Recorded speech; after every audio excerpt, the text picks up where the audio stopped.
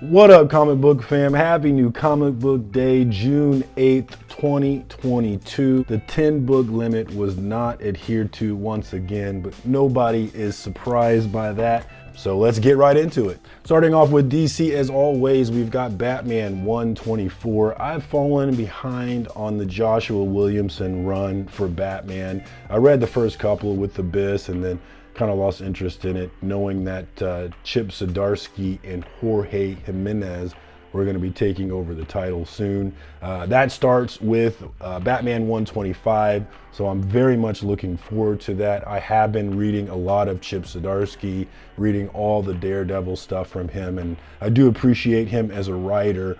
But I'm really more excited about that Jorge Jimenez art coming back to Batman finally. I really enjoyed his work with James Tynion IV back when he was writing it.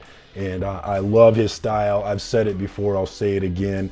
I think Jorge is my favorite interior artist at this point in time. So really looking forward to his return. Had to pick up that A cover though. We are continuing this run. I've been on this one since 86 is my first one. That was Tynion's first book. So I enjoy having this long box of Batman. Gonna continue putting that together. And then I've got this thing where I've got to grab both the A and the B of the Batman run. I don't know why, but I got to do it. I like having it. So here we are. There's the B cover from Gabriel Dell'Otto.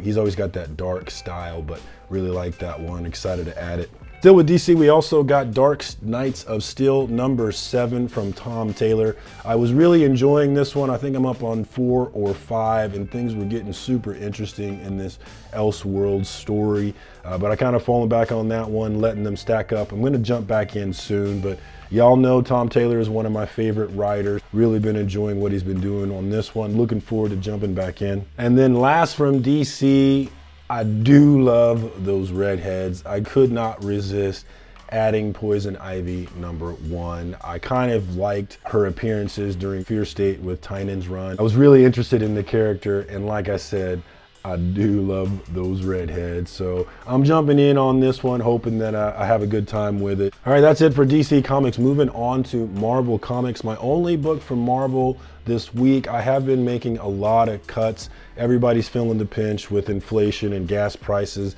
The money that we had to spend on comic books isn't what it used to be. So I've had to make my quest to get down to 10 books a week much more serious as a result of that. And the victim of those cuts has largely been Marvel Comics. I've really been reluctant to pick up a new series from Marvel. I really felt like a lot of the stuff I've gotten from them has been empty calories and really not as good as the stuff that the independent books and DC are putting out. So I'm still buying a lot of independent books, still buying a good amount of DC books, but Marvel's kind of getting kicked to the wayside. But we are sticking with Amazing Spider-Man, at least at this point. I recently read the first 2 issues. We've got Spider-Man split from Mary Jane. We've got this thing going on with her, which I don't understand how that's happening. We don't get much more information about that. We're really jumping into the stuff between him and Tombstone, trying to defend his territory or something. I don't know how interested in it I am in this. I don't know how much my need to collect ASM is going to continue, but we'll give it a few more issues and see what's up. All right, moving on to Aftershock Comics. We've got Dogs of London #2.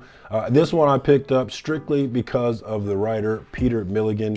He's written some stuff that I've enjoyed, so he's kind of become one of those writers that I follow.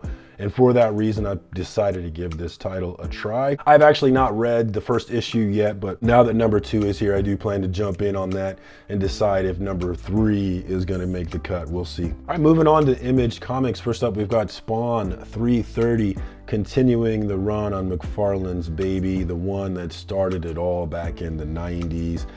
I am enjoying this. The art is always popping, and while the story is not always groundbreaking, it's always interesting enough to keep me around, and I really identify with the character Al Simmons in a lot of ways. So enjoying this one. Jumping in on the Spawn universe was one of the best decisions that I made last year, and that will not change this year. Love this cover from Carlo Barberi. That's a great one. The B cover was a blank sketch. Passed on that one, but I did get this C cover from Taunton Revolver because I really like the style on that one. Love the worms coming out of the mouth. So had to add that one to the haul. Still with Image Comics, we've got Time Before Time. This one is written by Rory McConville and drawn by Declan Shalvey. I've been following this one from the start and I've been enjoying it. It's not one that I'm gonna go around and say everybody's gotta be reading this one. It's one of the best books.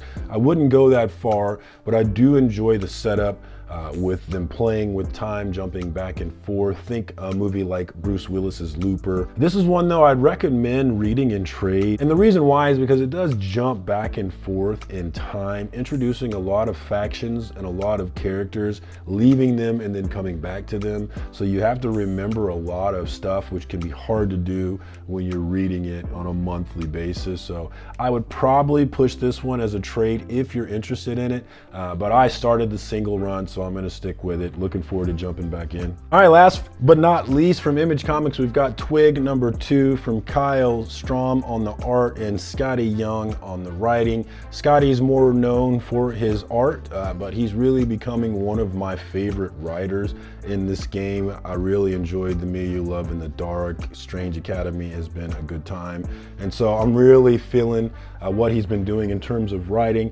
And I'm feeling Twig as a book that you can share with your kids. Really looking forward to my kids getting a little bit older so I can share this one. And the art from Kyle Strom has been really fun. So looking forward to jumping back in on this one.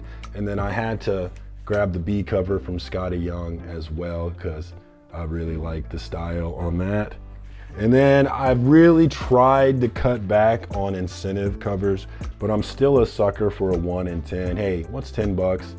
So I went ahead and grabbed this 1 in 10 incentive, the version of the A cover from Kyle Strom. Really excited to add that one to the collection.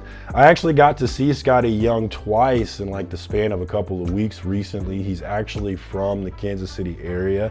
So I hit him up at Planet Comic-Con and had a great time. Got a lot of books signed from him. Most of the books at Planet Comic-Con I actually sent to CGC for grading. So really looking forward to getting that one back. I sent 14 signed books in total, which will be a hefty bill. But looking forward to getting that one back and going live with you guys to share it with you. Excited for it.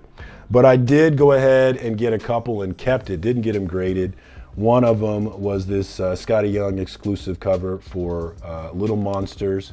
I kind of wish I would have went and got this one graded, but I didn't. I did get it signed by him down there though. Awesome, awesome book. Really enjoying that one. And then I also got The Me You Love in the Dark #1 signed by him as well. Like I said before, I really enjoyed this story.